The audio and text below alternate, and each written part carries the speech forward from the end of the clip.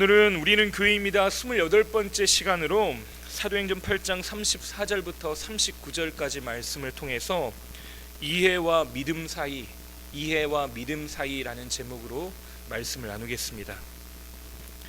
여러분 혹시 문해력이라는 말을 들어보셨습니까?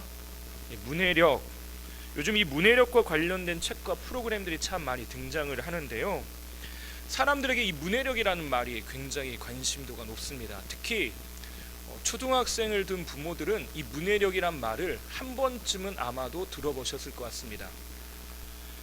어떤 분에게는 이 문해력이라는 말이 매우 낯설 수 있는데, 문해력이라고 하는 말을 단순하게 정의하면 문장을 읽고 이해하는 능력입니다.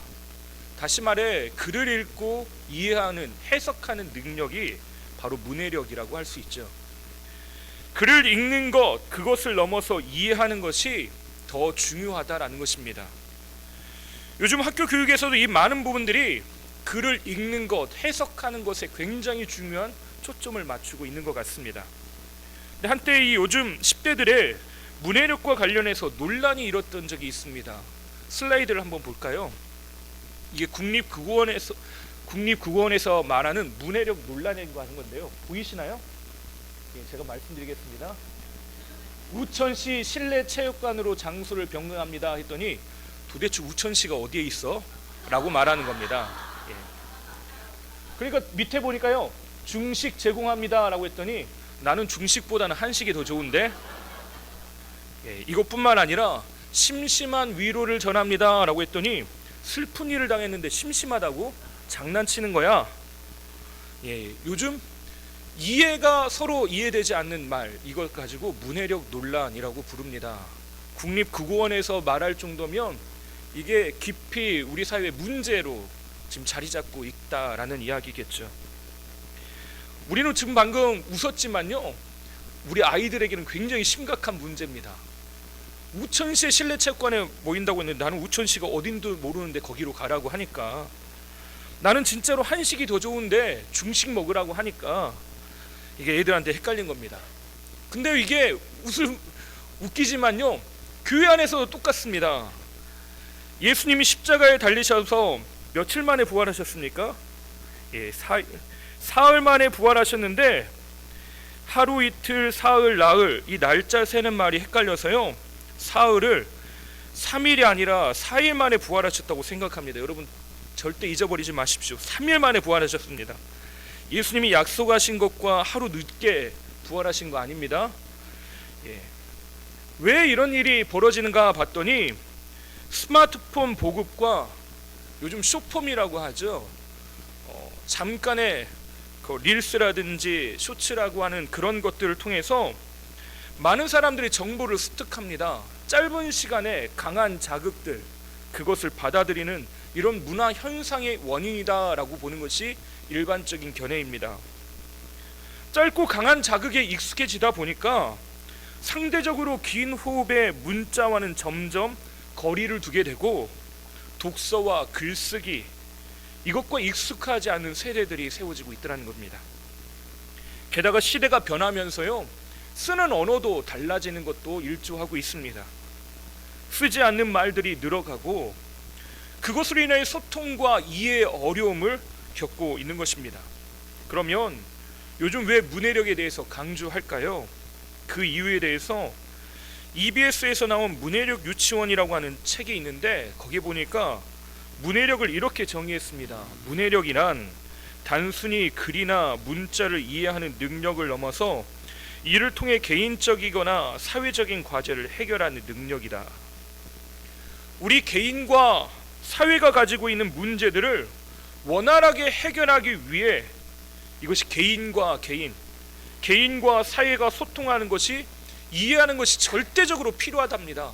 그런데 이 소통이 되지 않으니까, 문해력이 되지 않으니까 서로 동상이몽, 다른 이야기, 동문서답하고 있더라는 것입니다. 신앙에도 이 문해력이 필요한 것 같습니다. 우선 성경을 읽어내는 문해력이 필요합니다.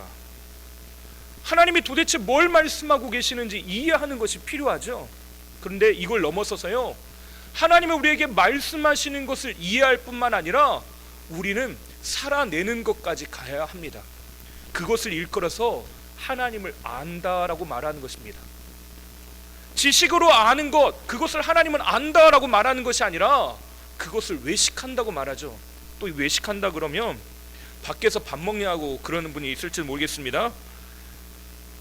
성경의 이야기를 이해하고 공부하고 동의하는 수준을 넘어서 실제로 그것이 우리의 삶이 되게 하는 것, 그때야만 분명히 안다라는 말을 쓰는 것입니다.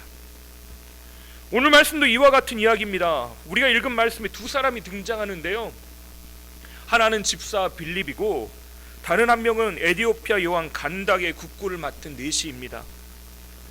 빌립은 스데반의 순교 이후에 흩어진 그 사마리아에서 복음을 전합니다. 그러다가 하나님은 이 빌립을 통해서 사마리아 땅에 기쁨이 가득하게 하셨는데 그가 있던 방향을 완전히 틀어서 옮기게 하십니다. 26절 말씀을 함께 읽어볼까요? 주의 사자가 빌립에게 말하여 이르되 일어나서 남쪽으로 향하여 예루살렘에서 가사로 내려가는 길까지 가라 하니 그 길은 광야라. 주의 사자가 빌립에게 말씀하셨습니다. 사마리아에 있던 그가 어디로 가라고 합니까? 예루살렘에서 가사까지 가는 길, 그 길로 가라고 합니다. 여러분, 예루살렘에서부터 가사로 가는 길이니까 예루살렘 근처까지 가야겠죠. 그 난 길을 따라가야 하는 겁니다. 슬라이드 한번 보여주시겠어요? 지도를 한번 보여드리겠습니다. 보이시나요? 예. 저기 화살표가 있는 것 중에 영어로 써 있어서 죄송합니다. 세바스테라고 써 있는 그곳에 사마리아라고 적혀 있습니다. 가운데 중앙 정도에 있습니다. 거기서부터 숫자 1 적혀 있죠. 예루살렘에서 사마리아로 흩어졌다가 다시 예루살렘으로 내려왔답니다. 근데 예루살렘이 어디입니까? 뭐 어떤 곳입니까? 스데반의 순교 때문에 핍박, 커다란 핍박이 있어서 흩어질 수밖에 없었던 원인을 제공했던 장소입니다. 다시 말해 사람들이 두 눈을 지금 시퍼렇게 뜨고 예수 믿는 사람들을 핍박할 요량으로 쳐다보고 있는 그 중심, 그곳으로 돌아가랍니다. 근데 그게 끝일까요? 끝이 아닙니다. 거기서부터 가자라고 돼 있죠. 가사, 오늘 말씀엔 가사라고 돼 있는데 요즘 한참 이스라엘하고 팔레스타인과 전쟁이 있었던 그 자리, 그곳이 가자입니다. 가자지구, 우리가 흔히 말하는 가자지구 있죠. 그곳으로 난 길을 따라가고 있습니다. 거기 보니까 더 데저트 로드라고 돼 있는데 광야길이다라고 돼 있습니다. 남쪽 네게브를 통해서 가는 광야길, 그곳으로 가랍니다. 근데 여러분, 상식적으로 좀 이해가 안 됩니다. 사마리아에서 지금 문제없이 말씀을 전하고요, 사람들이 하나님이 하시는 일로 크게 놀랐습니다. 그러면 그 일들을 잘 마무리하고 그걸 돌봐야겠죠. 하나님은 거기 있지 말랍니다. 거기 있지 말고 어디로 떠나래요? 핍박의 근원지로 다시 가랍니다. 근데 그걸로 끝났습니까? 거기서 가사로 내려가는 그 길, 목적지도 없습니다. 그 길, 그곳은 곧 광야길이다. 광야로 가랍니다. 여러분, 난처합니다. 하나님이 잘하고 있는 그곳으로부터 떠나서요, 광야로 가라고 하십니다. 광야는 사람이 없어요. 사람이 없는 그 자리로 떠나래요. 아무것도 없는 빈들, 아무것도 없는 광야, 그곳으로 가라고 하십니다. 그러면 고민이 되겠죠. 정말로 가야 되나 말아야 되나. 네, 더 놀라운 건요, 빌립이 순종했다라고 하는 것입니다. 스데반의 순교 이후에 흩어질 때 흩어진 자들이 거기서 복음을 전했던 것처럼, 복음을 전할 때 스데반의 죽음으로 인해 크게 울던 자들이 그들이 당도한 곳에 오히려 큰 기쁨에 임하게 했던 것처럼 빌립은 하나님이 이루실 그 일들을 기대함으로 그 광야로 나아갑니다. 명확하게 어디, 좌표를 찍어서요, 위도는 어디, 경도는 어디, 그 지점을 딱 집어주신 것이 아니라 그냥 그 길로 가. 라고 한 길을 따라간 겁니다. 그럼 이 순종의 결과가 어떻게 됐을까요? 27절에 봤더니 일어나 가서 보니 에디오피아 사람 곧 에디오피아 여왕 간닥의 모든 국고를 맡은 관리인 네시가 예배하러 예루살렘에 왔다가 그 광야길에서 에디오피아 사람을 만나게 됩니다. 빌립을 옮기신 이유가 있습니다. 그 옮기신 이유가 뭐냐? 딱 이 한 사람 만나기 위해서. 지금 많은 일들을 하고 있었습니다. 근데 하나님은 그걸 다 걷어내시고요, 딱 하나, 이 한 사람을 만나게 하기 위해서 그곳으로 가게 하십니다. 거기서 만난 사람이 어디냐? 어떤 사람이냐? 에디오피아 사람이랍니다. 에디오피아 여왕 간다게. 이 간다게가 사람의 이름이 아니라 대부분 그 왕조의 이름이라고 이야기를 합니다. 거기에서 국고를 맡은 관리, 우리나라로 치자면 기획재정부 장관 정도 되는 사람인 것 같습니다. 다시 말해 최고위층이라고 하는 거죠. 게다가 그가 얼마나 부자인지 자신만을 위한 수레를 끌게 하는 사람입니다. 수레를 자기가 걸어가기가 싫으니까 수레를 타고 가는데 우리가 생각하는 소 달구지를 탄 게 아니겠죠? 누군가가 사람이 끌거나 짐승이 끌고 가는 그 마차, 이 수레를 부릴 수 있을 정도의 재력이 충분한 사람입니다. 게다가 이 사람은 당시에 사람들이 보통 가질 수 없는 자신만의 책을 가진 사람입니다. 우리는 책 가지고 있으면 10,000원, 20,000원, 30,000원이면 얼마든지 책 한 권 살 수 있습니다. 그런데 이때 당시에는요, 서민들은 자신의 전 재산을 털어도 살 수 없는 것이 책입니다. 근데 나만 읽을 수 있는 책, 나를 위한 책을 가지고 있다는 건요, 이 사람은 어마어마한 부자일 뿐만 아니라 지식에 대해서 갈망하고 지혜를 얻고자 하는 사람이었다는 것입니다. 그런 갈망이 있는 사람이죠. 책을 읽을 수 있다는 것만 해도 이 사람은 엄청난 교육 수준을 갖고 있다라고 해도 무방할 것 같습니다. 특히 이 사람이 가지고 있는 성격은요, 당시에 70인역이라고 해서 디아스포라 유대인, 그러니까 여기저기 세계 여러 곳으로 흩어진 헬라파 유대인들, 다시 말하면 헬라 문화권에 살고 있는 유대인들을 위해서 히브리어 성경을 헬라어로 번역한 70인경을 지금 읽고 있었습니다. 이 사람의 마음의 중심에 하나님을 찾고자 하는 마음, 그 갈망들이 충분하게 있었다는 거죠. 근데 이 사람에게는 안타까움이 있습니다. 여러분 보시면서 네시가 안타까움이다 라고 생각하신 분이 있겠습니다. 하지만 그게 안타까운 게 아니라 진짜 안타까운 건요, 이 사람이 지금 예루살렘에 왜 방문했습니까? 예배 드리려고요. 예배 드리러 갔다 왔습니다. 예배 드리고 갔다가 다시 에디오피아로 내려가는 길이에요. 그때 예배를 드리면서 궁금했던 것, 내 마음에 끌어오는 하나님을 향한 갈망 때문에 그 수레 안에서, 그 마차 안에서 성경을 읽고 있습니다. 근데 문제는 뭐예요? 그 말씀을 깨닫지 못했다는 것입니다. 30절 우리 함께 읽어보겠습니다. 빌립이 달려가서 선자 이사의 글 읽는 것을 듣고 말하되 읽는 것을 깨닫느냐? 읽고 있는 것을 깨닫고 있습니까? 정말로 이것이 믿어집니까? 빌립이 지금 요구하는 건요, 문해력을 요구하는 거예요. 에디오피아의 관리가 대답합니다. 31절 또 읽어보겠습니다. 대답하되 지도해 주는 사람이 없으니 어찌 깨달을 수 있느냐 하고 빌립을 청하여 수레에 올라 같이 앉으라 하니라. 가르쳐 주는 사람도 없는데 어찌 알겠습니까? 지금 이 사람에게는 예루살렘에 방문해서 예배드리고 오면서 하나님을 향한 은혜로 충만합니다. 그래서 말씀을 읽고 싶은 그런 마음에 이 갈망들이 생겼어요.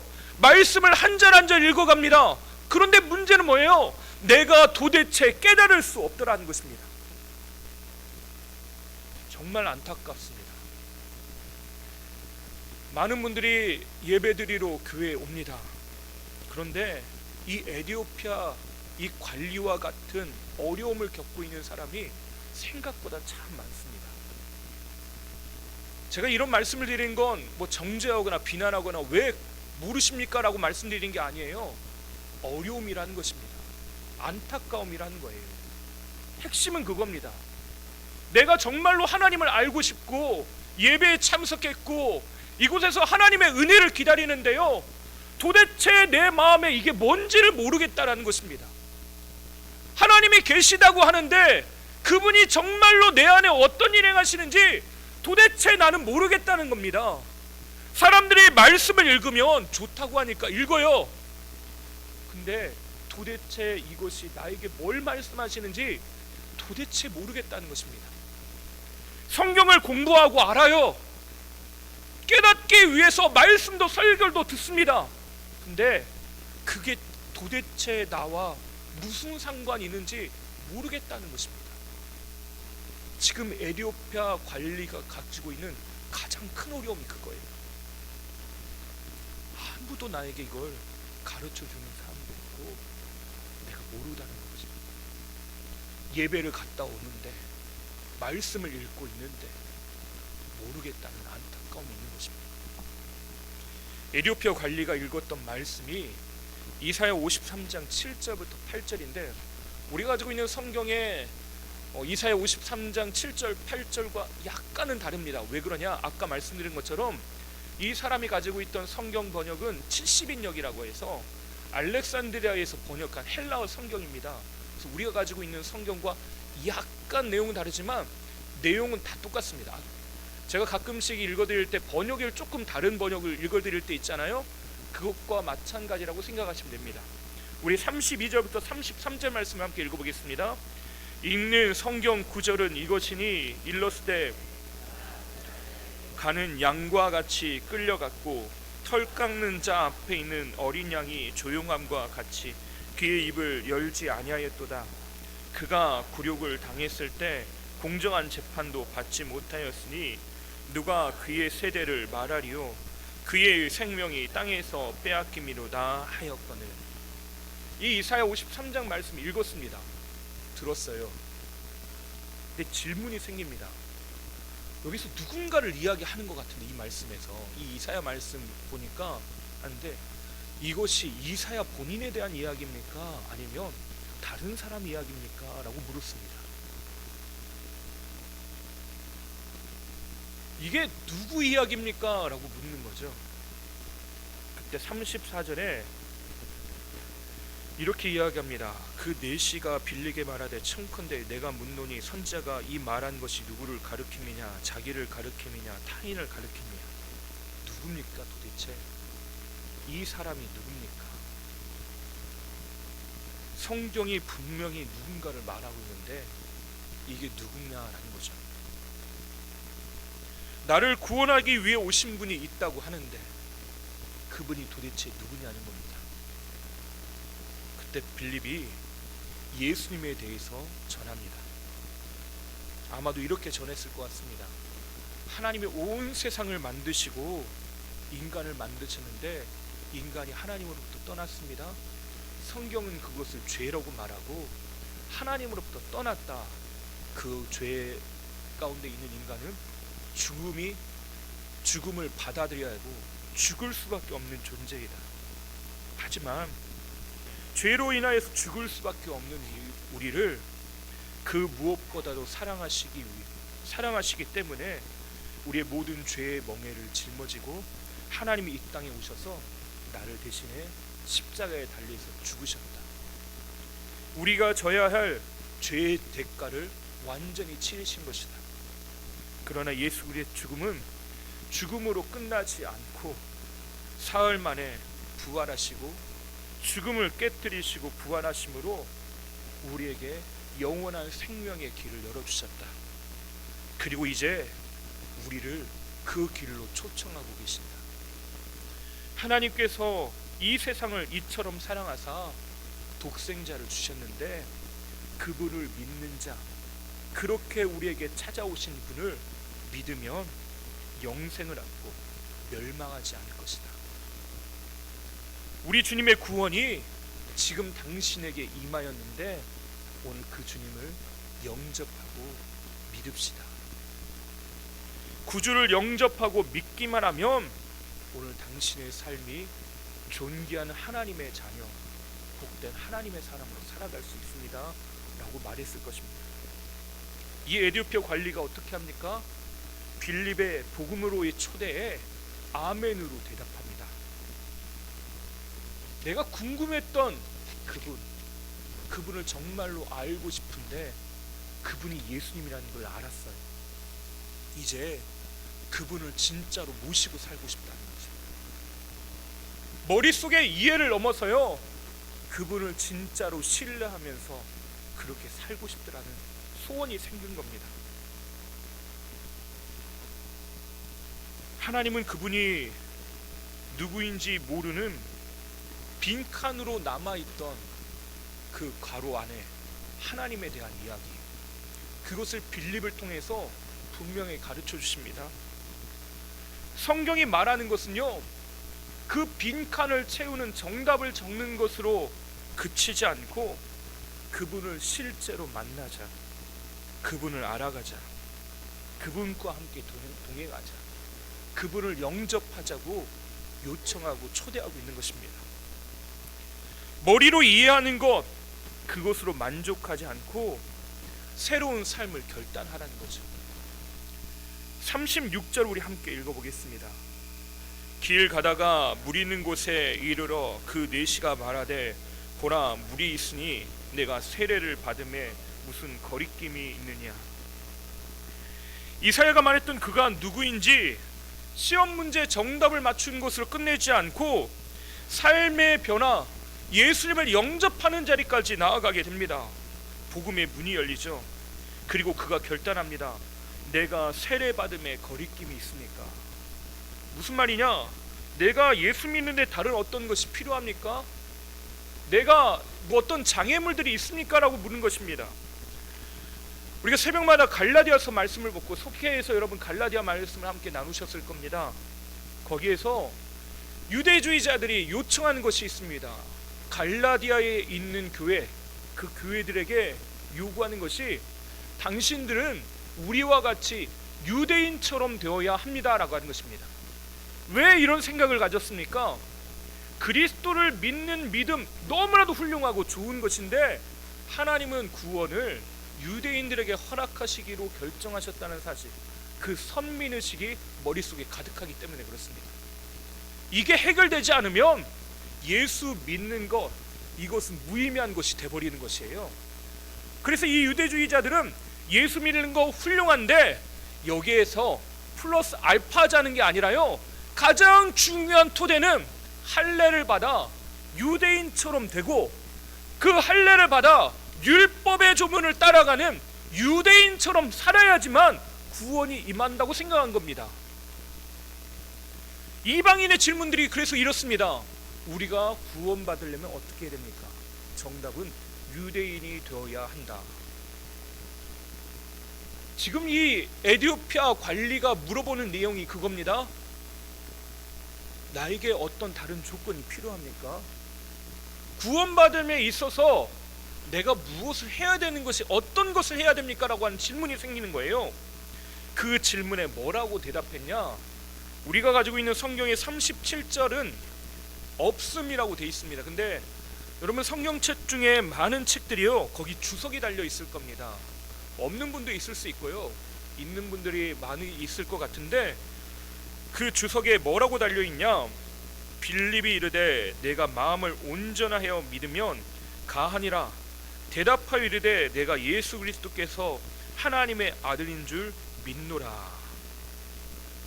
우리가 가지고 있는 성경에는 없음이라고 되어 있지만 많은 사본에는요, 여기에 뭐 어떤 내용이 담겨 있냐? 내가 마음을 온전하여 믿으면 가하니라. 아무 문제 없어. 다시 말해 이게 무슨 말입니까? 예수님 한 분만으로 충분하다는 것입니다. 예수님 믿는 것으로 충분하다는 것이에요. 우리에게 다른 어떤 조건, 다른 것이 필요한 것이 아니라 나에게 진짜 필요한 건 예수님이라는 것입니다. 내가 어떻게 살 수 있을까?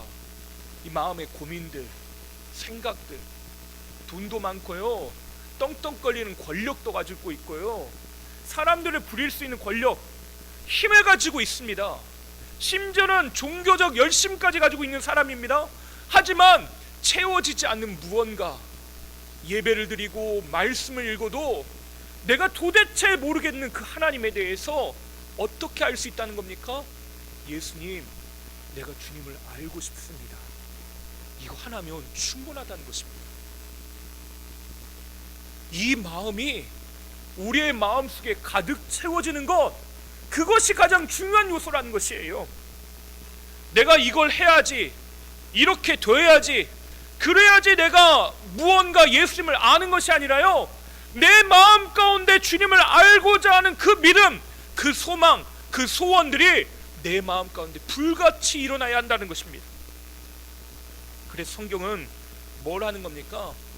성경 공부한 거잖아요. 빌립이 이 에티오피아 관리를 옆에 두고요, 성경을 가르쳐 준 겁니다. 이해하고요, 빈칸 한번 채워봅시다. 괄호에 넣어야 될 말, 예수 그리스도, 이렇게 돼야 되는데 그걸로 끝나지 않고 어디 단계까지 간 겁니까? 그가 자발적으로요, 나는 이제 하나님의 사람입니다. 나는 이제 예수님의 사람입니다. 그렇게 살기로 결단하고 소원했다는 것입니다. 여러분, 뭐 그까짓 거 뭐 아무나 다 하는 거지, 그렇게 생각하십니까? 안 그렇더라고요. 많은 분들이 경험한 경험에 의하면 그렇습니다. 이제 하나님이 부르신 날이 가까워서요, 죽음이 바로 자신의 코앞에도 있는데요, 입이 안 벌어져요. 예수 믿으십니까? 안 벌어집니다. 그러다가 하나님의 은혜가 있어야지만, 예, 아멘, 내가 주님을 나의 구주로 영접합니다. 당신 나의 하나님의 아들이신 예수님께서 그렇게 하나님의 아들이시고 나의 구세주이심을 믿습니다라고 하는 말이요, 아무나 하는 고백이 아니더라고요. 그것이 공부해서 고백되어지는 것도 아닙니다. 이해가 되기 때문에 말하는 게 아니에요. 하나님의 전적인 은혜가 필요합니다. 에티오피아 관리가 분명히 고백합니다. 내가 예수 그리스도께서 하나님의 아들인 줄 믿습니다. 그리고 그 표로 세례를 받죠. 그 이야기가 38절과 39절에 기록되어 있습니다. 이에 명하여 수레를 멈추고 빌립과 네시가 둘 다 물에 내려가 빌립이 세례를 베풀고 둘이 물에 올라올새 주의 영이 빌립을 이끌어간지라 네시는 기쁘게 길을 가므로 그를 다시 보지 못하니라. 예, 광야에요, 물이 있는 것도 신기합니다. 근데 이 물에서 세례를 받으려면 어떤 물이 필요하냐면요, 지금 보면 물에 담겼습니다. 물에 내려갔다라고 하니까요, 그런데 고여있는 물로 세례를 주지 않습니다. 이때 당시에 세례는요, 흐르는 물에 몸을 담궈야 합니다. 근데 어디에 있다고 지금 이 사람들이요, 광야에서 만난 사람입니다. 하나님이요, 그 사람의 세례를 받고 마음의 결단을 하고 하나님 앞에 나아가고자 하는 그 마음들을요, 그 모든 제반 사항들을 하나님이 다 준비해 놓으셨다는 것입니다. 우리 남편이 예수님 만났으면 좋겠어요. 하나님이 다 준비하시더라고요. 우리의 자녀들이 하나님 앞에 붙들림 받는 삶을 살았으면 좋겠어요. 하나님이 그 제반 여건들 다 준비해 놓으십니다. 문제는 뭡니까? 내가 머리로 이해가 안 돼서가 아니라요, 내가 교회 예배를 안 나가서가 아니라요, 주님을 만나고자 하는 그 갈망이 내 안에 없음이 문제입니다. 여러분, 세례가 무엇입니까? 첫 번째로 죽는 것입니다. 지난번 여러분에게 아마 세례에 대해서 제가 설교 말씀을 나누면서 그런 이야기 해드렸던 것 같습니다. 세례는 이전에 나는 죽는 겁니다. 두 번째로 세례는 다시 사는 것입니다. 물에 들어갔다가 나오면서 끊어졌던 나의 호흡이 다시 뿜어져 나오면서 호흡하며 살게 되는 것입니다. 세 번째로 주님과 함께 살아감을 의미합니다. 이전에 나는 죽고 부활하신 예수님과 함께 동행하며 새로운 삶을 사는 것이 세례입니다. 느헤미야 말씀을 보면 이스라엘 백성들이 성벽을 세우고 수문학 광장에 모였습니다. 그리고 학사 에스라가 율법책을 가지고 와 말씀을 읽죠. 온 백성이 듣습니다. 남녀노소 불문하고 알아들을 수 있는 모든 사람이 그 수문학 광장에 다 모였답니다. 그리고 말씀을 가르치는데 느헤미야 8장 8절에 이렇게 표현하고 있습니다. 하나님의 율법책을 낭독하고 그 뜻을 해석하여 백성에게 그 낭독하는 것을 다 깨닫게 하니, 레위인들이 찾아가서요, 학사 에스라와 함께하는 사람들이 백성들에게 직접 하나님의 말씀이 무엇인지 다 가르쳐 줍니다. 알려줘요. 그랬더니 백성들이 어떻게 하냐? 아멘 아멘 하고 받아들입니다. 그리고 이 마음속에서부터 북받쳐 오르는 감정들이 생기는데요, 그게 느헤미야 8장 9절에 이렇게 쓰여 있습니다. 백성이 율법의 말씀을 듣고 다 우는지라. 다 우는지라. 왜 울었겠습니까? 백성들이 말씀 앞에 고꾸라집니다. 내가 잘못 살았구나. 나에게 문제가 많았구나. 무너진 성벽과 자신의 삶을 보면서 하나님 앞에 회개하고 은혜를 구하기 시작한 겁니다. 그러자 느헤미야가 어떻게 합니까? 느헤미야가 또 그들에게 이르기를, 너희는 가서 살찐 것을 먹고 단 것을 마시되 준비하지 못한 자에게 나누어 주라. 이날은 우리 주의 성일이니 근심하지 말라. 여호와로 인하여 기뻐하는 것이 너희의 힘이니라. 여러분, 이 말씀이요, 앞뒤 맥락을 보면 조금 이해가 안 됩니다. 여러분, 우는 것, 하나님 앞에서 회개하고 울고 있잖아요. 여러분, 이 사람들이 잘못하고 있습니까? 울음을 굳이 멈출 필요 없이 하나님 앞에 충분히 울어, 하나님 앞에 충분히 회개해야지, 그러는 게 마땅한 것 같습니다. 근데 느헤미야는 그렇게 하지 말래요. 왜 그렇습니까? 이것을 이제는 우는 걸로만 끝내지 말고 당신의 삶의 에너지로 삼아야 됩니다 라고 하는 거예요. 그렇게 사는 것, 하나님께서 그렇게 말씀하시는 게 들리는 것, 내 인생을 다시 세우실 하나님으로 인해서 기뻐하면서 다시 하나님 안에서 세워가자는 것입니다.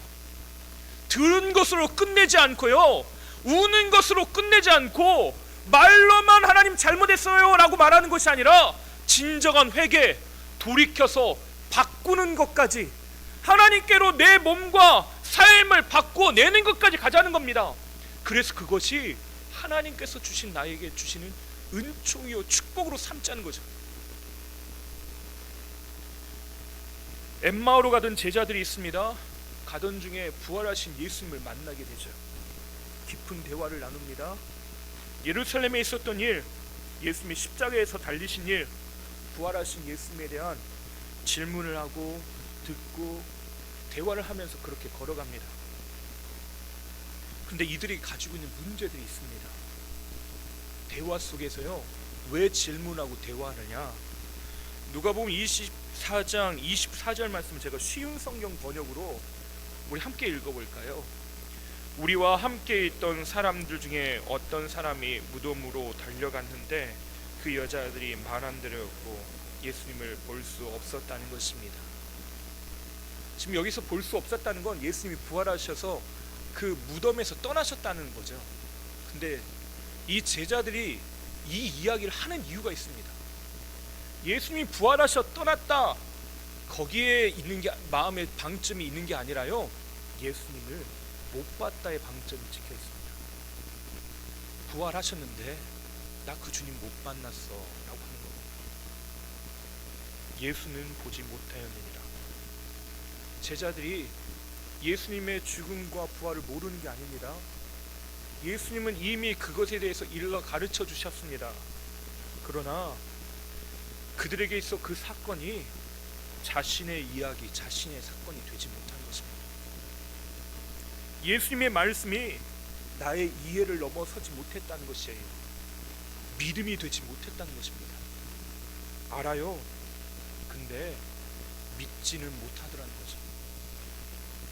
그러다가 예수님께서 그들과 함께 모여 있는 자리에서 떡을 떼어 주실 때 그제서야 눈이 열리고 질문을 던지고 궁금해하고 그렇게 찾던 예수님이 그의 눈앞에 보여지는 것을 경험합니다. 예수님은 우리의 삶에 그렇게 찾아와 주셔서 일하고 계셔요. 나는 몰라요. 나는 모르고 있어요. 그분이 내 삶에 안 계신 줄 알았습니다. 하지만요, 주님 앞으로 나아가기 시작합니다. 그분 앞으로 더 가까이 나아가기로 마음의 결정을 하면 내 눈이 열려지고 그 예수님을 보기 시작합니다. 광야와 같은 나의 삶, 여전히 해결되지 않은 나의 문제들, 고통 가운데 있어서 예수님은 부활하신다고 했는데 여전히 죽으신 것 같고 내 눈앞에서 사라져버리신 것 같은 그 상황 가운데 예수님이 찾아오셔서 말씀하시고 내 안에 역사하고 계시는 걸 눈으로 목격하고 보게 되더라는 것입니다. 우리 안에 이 은혜가 있게 되실 줄 믿습니다. 그런 은혜를 경험하게 되시길 바랍니다. 우리가 주님 앞으로 더 깊은 것까지 신앙생활 하면서 나아가지 못하는 이유가 무엇입니까? 잘 모르기 때문이기도 하지만 아는데 살아가지 않고, 아는데 믿어지지 않기 때문에, 아는데 나와 상관없는 이야기이기 때문에 그렇습니다. 주님은 오늘 이 이야기가 나의 이야기가 되기를 원하십니다. 속회 인도자 모임 하면서요, 우리 인도자님들이 속회를 어떻게 지금 드리고 계시는지 같이 간증하고 나누실 때가 있습니다. 속회에서 기도의 자리를 만들고 말씀을 읽고 나눈다라고 하는 감격스러운 이야기를 들을 때가 있습니다. 그러면 저도 같이 가슴이 뛰어요. 감사한 건 속회 안에서 기계적으로 말씀을 읽고 기도하는 시간들을 만들어내고 기도의 자리를 만들어내는 것이 끝나는 게 아니라 서로 격려하면서 기도하고 말씀을 읽어가면서 그것을 하나님을 내가 그 삶 안에서 만나고 호흡하기를 소원하고 있다는 것이 얼마나 감사한지 모릅니다. 이 간절함이 우리 모두에게 있게 되길 바랍니다. 하나님을 이해하는 것을 넘어서요, 믿음으로 그분을 붙잡고 인격적으로 만나는 은혜가 우리의 매 순간마다 매일의 삶에 이루어지게 되시기를 바랍니다. 그래서 11월 한 달을 감사한 달로 보내려고 합니다. 지난주에 광고 드렸던 것처럼 이 책을 여러분에게 나누어 드렸습니다. 속회에서, 가정에서 감사의 이야기들을 만들어 가보자. 어떤 분은 감사해야 한다는 걸 너무나도 얼마든지 잘 알고 있고요, 감사한 삶을 살아야 되는 것도 알고 있고, 감사가 얼마나 우리에게 유익한지도 잘 알고 있습니다. 근데 막상요, 감사의 제목을 찾아서 적어보려고 하면 안 돼요. 잘 안 떠오릅니다. 감사해야 될 이야기보다요, 아픈 이야기, 힘든 이야기, 억울한 이야기, 그런 이야기들이 우리 속에서 먼저 떠오릅니다.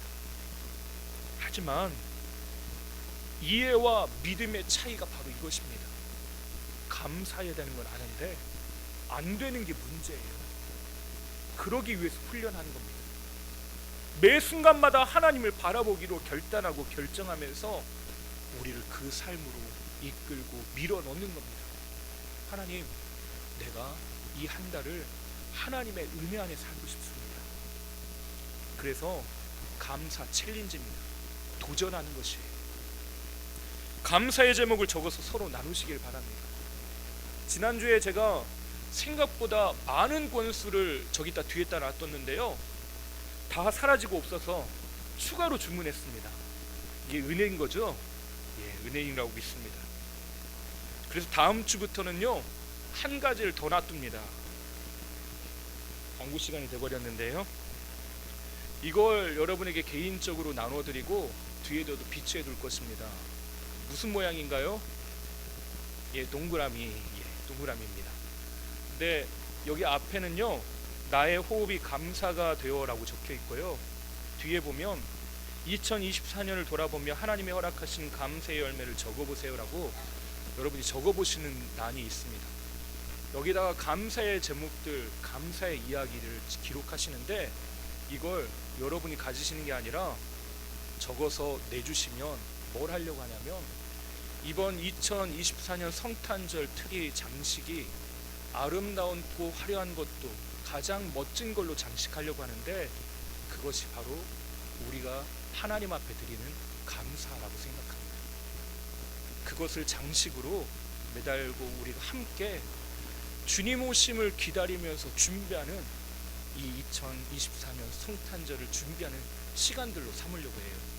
그래서 추수감사절에는요, 우리가 성탄 트리에다가 여러분의 감사의 제목들을 적으시고, 연속기도의 기간 동안 여러분이 적어서 내주신 것들을 정성스럽게 그렇게 달아서 하려고 합니다. 목사님, 왜 나는 1층에 있고 왜 저 사람 거는 저 4층에 있고 저 사람 거는 왜 본당에 있습니까? 그래서요, 여러분 거 찾지 마시고요, 여기저기에다가 막 달아 놓을 테니까 여러분 그런 거 생각하지 마십시오. 가장 중요한 건 하나님 앞에 감사하며 나아가는 겁니다. 우리가 그러면요, 이해를 넘어서 믿음으로 나아가는 시간이 될 줄 믿습니다. C.S. 루이스는 고통의 문제라고 하는 책에서요, 고난은 하나님의 확성기다라고 하는 표현을 썼습니다.